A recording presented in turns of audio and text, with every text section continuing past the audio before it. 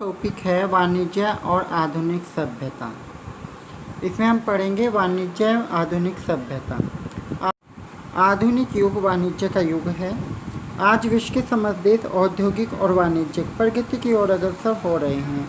प्रत्येक देश में बड़े बड़े उद्योग धंधों की स्थापना हो रही है, जिसके कारण मशीनों और यंत्रों की सहायता से बड़े बड़े पैमानों पर उत्पादन किया जा रहा है। नए नए आविष्कार हो रहे हैं, जिसके फलस्वरूप आधुनिक ढंग से उत्पादन किया जा रहा है। जो देश आज औद्योगिक और वाणिज्यिक दृष्टि से उन्नतिशील हैं, वे ही आज अधिक सभ्य एवं शक्तिशाली देशों की श्रेणी में आते हैं। इससे हमें पता चलता है कि हमारे देश में वाणिज्य का महत्व दिन पर दिन बढ़ता जा रहा है, क्योंकि इसकी सहायता से ही हम कोई भी व्यापार आसानी से चला सकते हैं। इसलिए हमें वाणिज्य के अध्ययन करना बहुत ही आवश्यक है। वाणिज्य के विकास की क्रमगत अवस्थाएं, यानी कि वाणिज्य का विकास किस किस क्रम में हुआ है। वाणिज्य का उद्गम और विकास, इसको ये भी कह सकते हैं। इससे हमें पता चलेगा कि वाणिज्य की धीरे धीरे किस प्रकार से प्रगति हुई है। सबसे पहला युग था हमारा आत्मनिर्भरता की अवस्था, जिसमें मनुष्य आत्मनिर्भर था। यह अवस्था मानव के आर्थिक विकास की प्रथम अवस्था है। इस अवस्था में मानव की आवश्यकताएं बहुत ही सीमित थी, यानी कि बहुत ही कम थी। वह पूर्ण रूप से सभ्य नहीं था, यानी कि असभ्य था वो थोड़ा।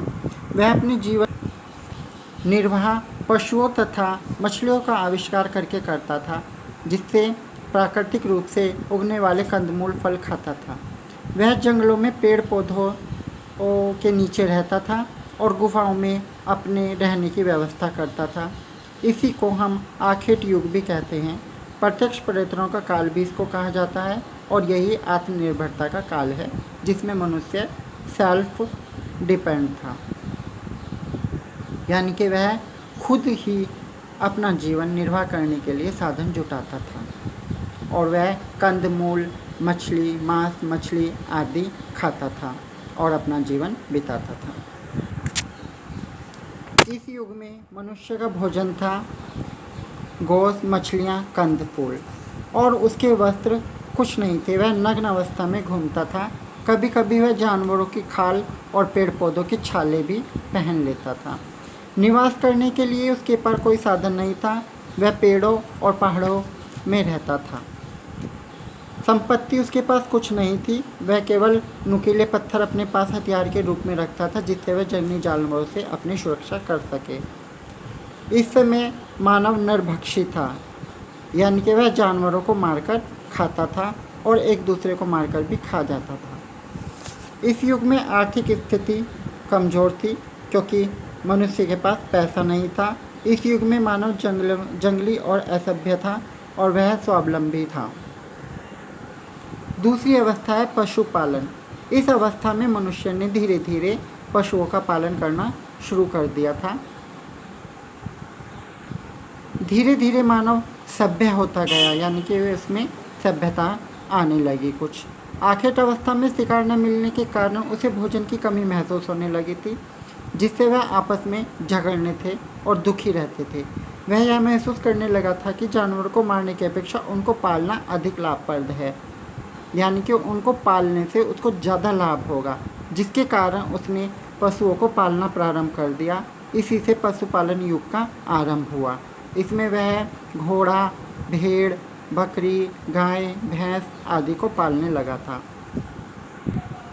इस युग में मानव के जीवन निर्वाह का प्रमुख साधन पशु हो गए थे, और वह कबीले और टोलियों के में रहने लगा था, यानी कि मिलजुल कर रहने लगा था। पशु ही उसकी व्यक्तिगत संपत्ति बन गए थे। इस युग में दास प्रथा का जन्म हुआ, क्योंकि वह पशुओं को पालने के लिए दास यानी कि नौकर रखने लगा था। इस तरह से वे अपने जीवन निर्वाह करते थे। इस युग की प्रमुख विशेषताएं हैं भोजन। नंबर 1, भोजन में क्या था? गाय, भैंस, भेड़, बकरी आदि को पालता था और उनका दूध पीता था, और कुछ जानवरों का मांस भी खाता था। वस्त्र उसके क्या थे? वह नग्न अवस्था को छोड़कर अब तन ढकने के लिए भेड़ की ऊन और पशुओं की खालों के वस्त्र पहनने लगा था। निवास के लिए उसने घास फूस की झोपड़ी बनाना शुरू कर दिया था। दास प्रथा का जन्म हुआ, जिससे वह नौकरों को अपने पास गाय भैंस बकरी को पालने के लिए रखने लगा। इस युग में संपत्तियों के रूप में उसके पास पशु होते थे। इस युग में जनसंख्या में वृद्धि होने लगी थी, क्योंकि वह झुंड यानी कि मिलजुल कर रहने लगा था। सामाजिक और आर्थिक स्थिति, इस युग में मनुष्य की संपत्ति ने भी जन्म लिया। इसमें उसकी संपत्ति होती थी पशु और उसके हथियार, पशुओं को पालने के लिए सामान, और उसके जो नौकर होते थे वे दास, वो सब उसकी संपत्ति आते थे। और उसकी भूमि भी संपत्ति के रूप में होने लगी थी अब, क्योंकि वह जानवरों को पालने के लिए ज़मीन पर क्योंकि वह जानवरों को पालने के लिए अब भूमि का प्रयोग करने लगा था। हमारी तीसरी अवस्था है कृषि अवस्था। पशुपालन अवस्था में मानव ने पशुओं को पालना शुरू कर दिया था, और पशुओं को खिलाने के लिए अब उसको चारे की आवश्यकता पड़ती थी, यानी कि घास की। इसके लिए उसने कृषि अवस्था का जन्म हुआ। उसने अब क्या किया, चारे की तलाश करता था, जिससे वह पेड़ पौधों को फलते फूलते देखा, और उसके मन में विचार आया कि खाने के पदार्थों को भी इसी तरह से उगाएगा। उसके ज्ञान में वृद्धि हुई, और इस तरह कृषि युग का जन्म हुआ। इस युग में मानव ने भूमि को कृषि योग्य बनाया, सींचा, और उसमें खाद और बीज डालना शुरू किया पशुओं की सहायता से, जिससे अनाज पैदा होने लगा। इस प्रकार खेती का प्रधान धंधा बन गया, खेती उसका व्यवसाय बन गया। इस युग की प्रमुख देन भूमि को व्यक्तिगत संपत्ति समझा जाना है, क्योंकि भूमि अब उसकी संपत्ति बन गया था। उसने अपने खेतों के आसपास मकान बनाकर खाना और रहना प्रारंभ कर दिया था, जिससे गांव का जन्म हुआ। धीरे धीरे यही गांव नगर का रूप धरने लगे। भूमि, हल, बैल, ऊंट आदि उसकी व्यक्तिगत संपत्ति बन गई। इस युग में विनिमय की प्रथा का भी जन्म हुआ। उसने आपस में एक दूसरे से वस्तुओं का अदलना बदलना शुरू किया। इसी को वस्तु विनिमय कहते हैं। ये कृषि अवस्था है। इस युग की विशेषताएं थी भोजन। नंबर 1 में भोजन में उसका क्या था, अनाज, फल, सब्जियां, पशु और दूध। और वह अब धीरे धीरे शाकाहारी जीवन भी शुरू करने लगा था। वस्त्र बन गए थे उसके रेशेदार पौधे, जैसे रेशम, कपास और भेड़ की ऊन से बनाकर वस्त्र पहनता था। निवास के लिए उसके पास मिट्टी के बने कच्चे मकान होने लगे थे, और वह गांव बनाकर भी बसने लगा था। उसकी व्यक्तिगत संपत्तियां पशु, कृषि भूमि और भूमि पर उगाया हुआ अनाज उसकी संपत्ति बन गया था। जनसंख्या, कृषि उत्पादन में निरंतर वृद्धि और शांतिपूर्ण जीवन यापन करने के फलस्वरूप जनसंख्या में भी वृद्धि होने लगी थी, क्योंकि वह अब गांव बनाकर और धीरे धीरे नगर बनाकर रहने लगा था। वस्तु विनिमय का जन्म, इस युग में वस्तु विनिमय का भी जन्म हुआ, क्योंकि लोग आपस में एक दूसरे से अपनी आवश्यकता की वस्तुएं बदलने लगे थे। जैसे किसी के पास गेहूँ है और दूसरे के पास चावल, तो वे एक दूसरे से गेहूँ और चावल का अदला बदला कर लेते थे। इसी को वस्तु विनिमय कहते हैं। श्रमिक वर्ग का जन्म, इस युग में श्रमिक यानी कि मजदूरों का भी जन्म हुआ। दास प्रथा के साथ साथ लोग श्रमिक यानी कि मजदूरी भी करने लगे थे। कोई किसी के खेत में मजदूरी करता था, और कोई किसी के पशु को पालने के लिए मजदूरी करने लगा था। अब है व्यवस्थित समाज की स्थापना। इस युग में रीति रिवाज व प्रथाओं का भी जन्म हुआ। ग्रामों के निर्माण के साथ साथ ही समाज की स्थापना का भी सूत्रपात हुआ, क्योंकि इसमें जब लोग गांव और शहर बनाकर रहने लगे थे तो समाज की भी वृद्धि हुई। आर्थिक दशा, इस युग में परिवार स्वावलंबी होने लगा था। उसकी आर्थिक दशा में भी सुधार हुआ था, क्योंकि वह कृषि व्यवसाय करने लगा था। परिवार की आर्थिक दशा में सुधार हुआ और जीवन पहले की अपेक्षा शांतिपूर्ण और सुखमय बन गया। अब हमारी चौथी अवस्था थी हस्तशिल्प अवस्था। इस अवस्था में लोगों ने अपने हाथ से बनाई हुई वस्तुओं का सूत्रपात किया, यानी कि अपने हाथ से भी वस्तुओं का निर्माण करने लगा। आप पढ़ेंगे। इस युग का सूत्रपात 14वीं शताब्दी से लेकर 15वीं शताब्दी के मध्य तक रहा। इस युग में कृषि के साथ साथ हस्तशिल्प को भी प्रोत्साहन मिला। कुटीर उद्योग यानी कि छोटे उद्योग धंधों की स्थापना हुई। पेशे में का विशिष्टीकरण हुआ और समाज पेशे के अनुसार कई जातियों और वर्गों में बंट गया, जैसे बढ़ई, लोहार, धोबी, नाई, दर्जी, मोची, सुनार आदि। ये सब अपने अपने द्वारा बनाई हुई वस्तुओं को बेचने लगे, इसलिए इसको हस्तशिल्प अवस्था कहते हैं, क्योंकि ये सब हाथ से बनाने वाले लोग हैं। जैसे बढ़ई, लोहार और दर्जी, मोची, सुनार, ये सब हाथ से वस्तुओं का निर्माण करते थे, इसलिए इसको हस्तशिल्प अवस्था कहते हैं। इस युग की विशेषताएं। वस्तुओं का हाथ से निर्माण। इस युग में वस्तुओं को हाथ से बनाया जाने लगा। श्रम विभाजन तथा विशिष्टीकरण। इसमें श्रम विभाजन हुआ, यानी कि लोगों को उसकी पसंद के अनुसार कार्य देने लगे। जैसे धोबी हुआ, धोबी को कपड़े देने लगे। मजदूर को खेत में मजदूरी कराने लगे। नाई हुआ, वो बाल काटने लगा। कुम्हार वो बर्तन वगैरह बनाने लगा। सुनार वस्तुओं का निर्माण करने लगा। और बढ़ई काठ की यानी कि लकड़ी की वस्तुएं बनाने लगा। इस प्रकार श्रम विभाजन का विशिष्टीकरण है। समाज का विभिन्न वर्गों में विभाजन। अब समाज भी विभिन्न वर्गों में बट गया था, जैसे नाई, धोबी, कुम्हार, सुनार, ये वर्ग बन गए थे। यातायात के साधनों का विकास। इस युग में यातायात के साधनों का भी विकास हुआ, क्योंकि लोगों को एक जगह से दूसरी जगह जाने में दिक्कत आने लगी, तो वह यातायात के साधनों का विकास करने लगे। क्रय विक्रय की प्रगति का जन्म।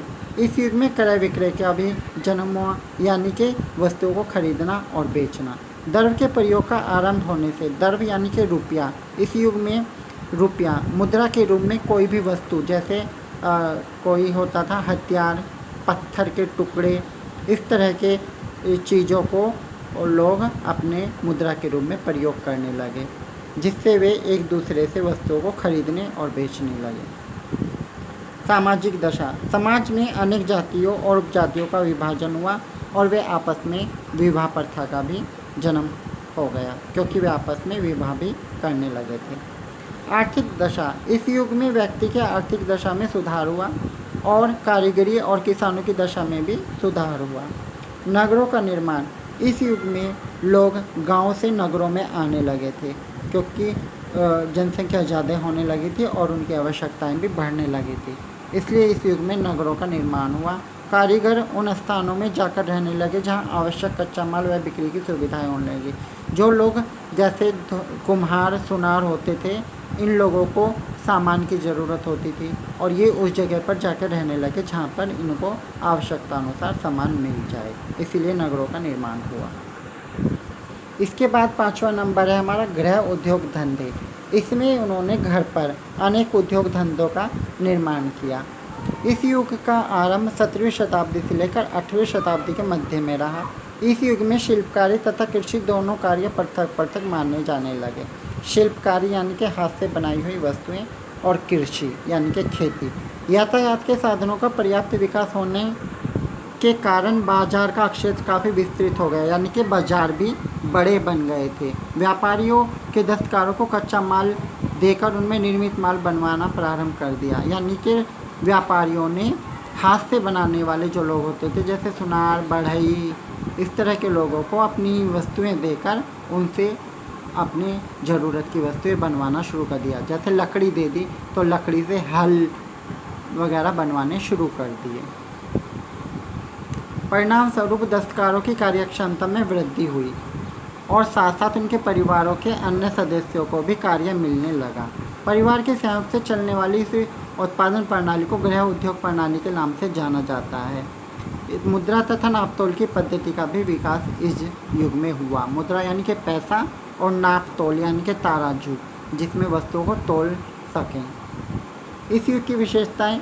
कम मात्रा में उत्पादन। इस युग में थोड़ी थोड़ी मात्राओं में उत्पादन होता था, क्योंकि लोग हाथ से वस्तुएं बनाते थे। कारीगरों संघों की स्थापना। इसमें कारीगर संघों की स्थापना हुई, जैसे बढ़ई एक साथ रहने लगे, सुनार एक साथ रहने लगे, दर्जी एक जगह रहने लगे। मध्यस्थों का प्रादुर्भाव। इसमें लोगों में मध्यस्थ का प्रादुर्भाव हुआ, यानी कि मध्यस्थों का जन्म हुआ। जैसे बढ़ई अपनी वस्तुओं को बेचने के लिए शहरों में जाता था, तो वह किसके द्वारा अपनी वस्तुओं को बेचेगा, ये मध्यस्थ, जिनके द्वारा वह अपनी वस्तुओं को बेचेगा, वो मध्यस्थ का कार्य करते थे। घरों में उत्पादन, लोग अपने घरों में ही वस्तुओं का उत्पादन करने लगे थे। उत्पादन छोटे पैमाने पर होता था। वर्ग भेद, इसमें पूंजीपति और श्रमिक वर्ग का उत्पादन हुआ, क्योंकि कुछ लोग अपनी वस्तुओं को महंगा बेचते थे और कुछ लोग अपनी कच्चा माल देकर मजदूरों से वस्तुएं बनवाते थे, तो वो श्रमिक वर्ग कहलाता था। मुद्रा तथा मापतोल का विकास, इस युग में वस्तु विनिमय का अंत हो गया और एकमात्र माध्यम मुद्रा बन गई, यानी कि पैसा बन गया। उस पैसे से लोग वस्तुओं को खरीदने और बेचने लगे। सड़कों का निर्माण, इस युग में सड़कों का भी निर्माण हुआ, क्योंकि लोग एक जगह से दूसरी जगह पर जाते थे, उन्हें जाने आने में परेशानियां होती थी, इसलिए सड़कें बनाने लगे थे। आर्थिक विकास, मनुष्य की संपन्नता का माप आर्थिक आधार होने लगा। व्यापार, वार्षिक तथा यातायात के साधनों के विकास होने के कारण मानव जीवन अधिक सरल और सुगमय बन गया था। अब इसके बाद हमारी आखिरी अवस्था है वर्तमान औद्योगिक अवस्था। वर्तमान यानी कि जो समय अब चल रहा है, यह औद्योगिक अवस्था है, क्योंकि इसमें बड़े बड़े उद्योग चल रहे हैं।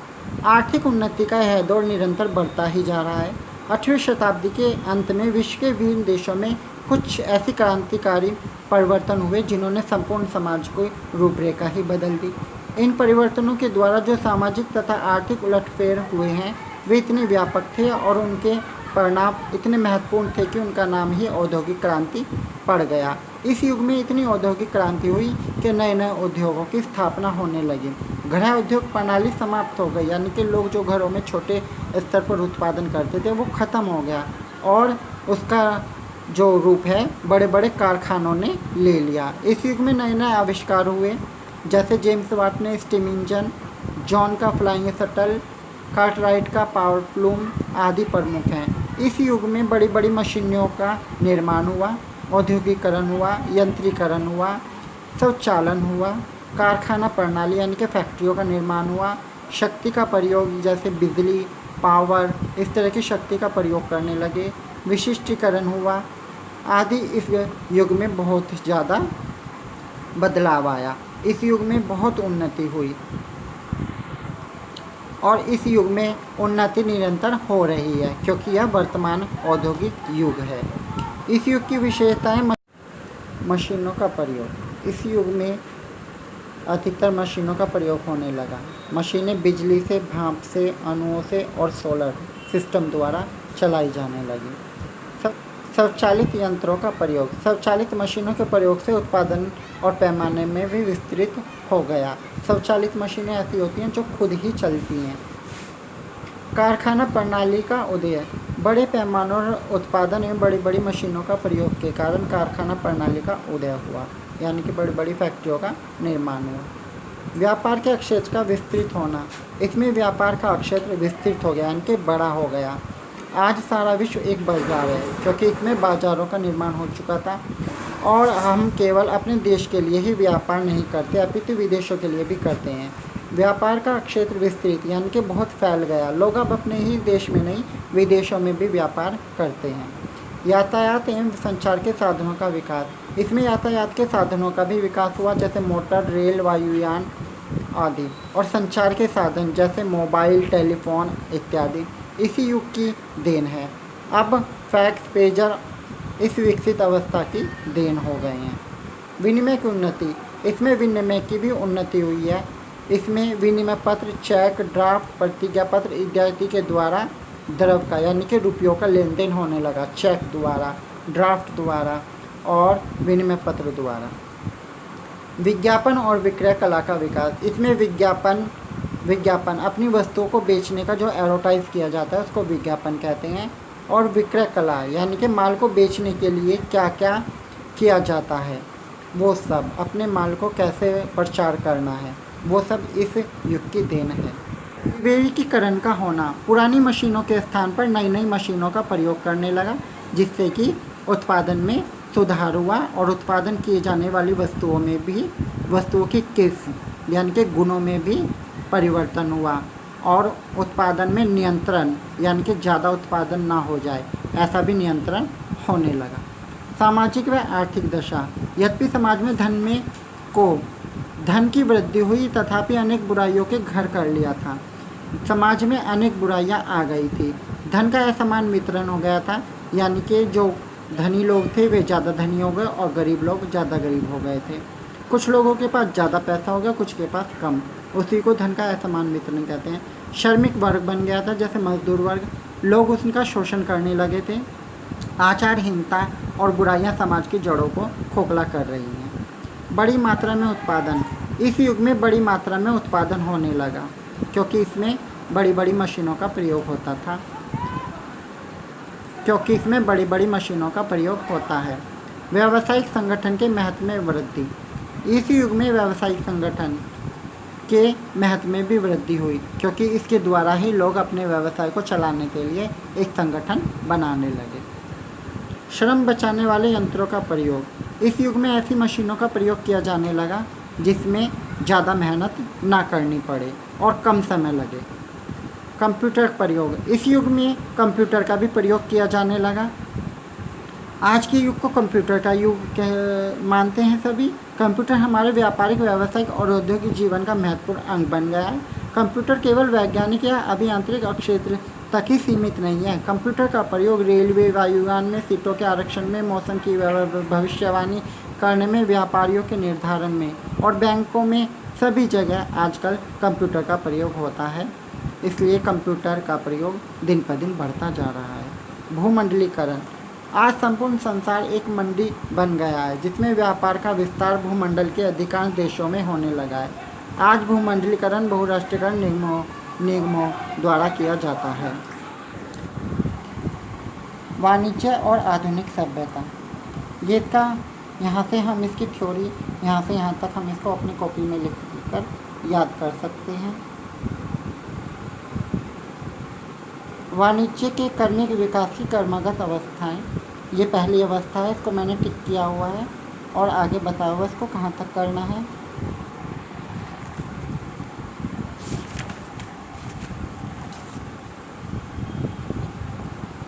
इसको हम यहाँ तक अपनी कॉपी में कर सकते हैं याद करने के लिए। और ये इसकी विशेषताएं हैं, इनको भी कॉपी कर लेंगे। फिर हमारा पशुपालन अवस्था है, ये यहाँ से यहाँ तक की हम अपनी कॉपी में लिख सकते हैं याद करने के लिए।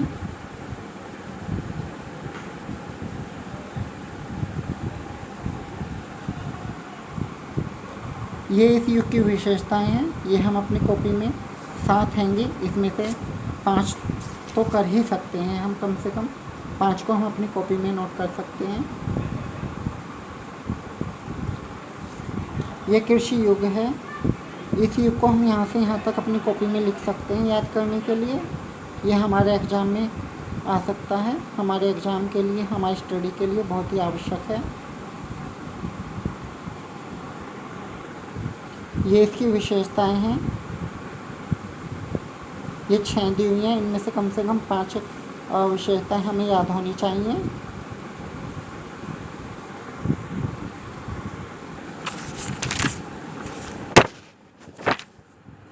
ये हस्तशिल्प अवस्था है, इसको हम यहाँ से स्टार्ट करके यहाँ तक कर सकते हैं अपनी कॉपी में। ये इसकी विशेषताएं हैं, विशेषताएं दी हुई हैं इसकी 8, इसमें से 5-6 जितनी भी हम कर सकते हैं, ज़्यादा से ज़्यादा अपनी कॉपी में कर सकते हैं और याद भी कर सकते हैं इनको हम। फिर गृह उद्योग अवस्था है, इसको लिखेंगे अपनी कॉपी में। और ये इसकी विशेषताएं हैं, ये 9 विशेषताएं हैं, इनमें से ये 9 विशेषताएं हैं, ये 9 विशेषताएं हैं, इनमें से 5-6 जितनी भी हम ज़्यादा से ज़्यादा कर सकते हैं, लिख सकते हैं और याद भी करेंगे। ये 9 विशेषताएं हैं, इनमें से हम जितनी भी ज़्यादा से ज़्यादा विशेषताएं हैं वो अपनी कॉपी में लिख सकते हैं। 5 तो हमें बिल्कुल ही आनी चाहिए, इनको 5 को अपनी कॉपी में लिख लेंगे। वैसे तो हमें सारी पता होना चाहिए, लेकिन 5 तो बिल्कुल ही होनी चाहिए। इनमें से जो तुम्हें अच्छे लगे वो 5 विशेषताएं कॉपी कर लो। ये हमारा वर्तमान औद्योगिक अवस्था है, इसको हम यहाँ तक अपनी कॉपी में लिख सकते हैं। और ये इसकी विशेषताएं हैं जिनको मैंने टिक किया है, उन विशेषताओं को आप अपनी कॉपी में लिखें और याद करें।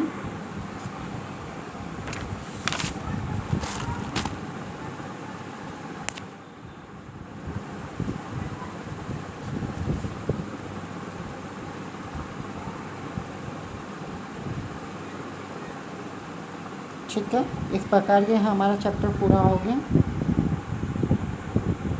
इसको एक बार और देख सकते हैं।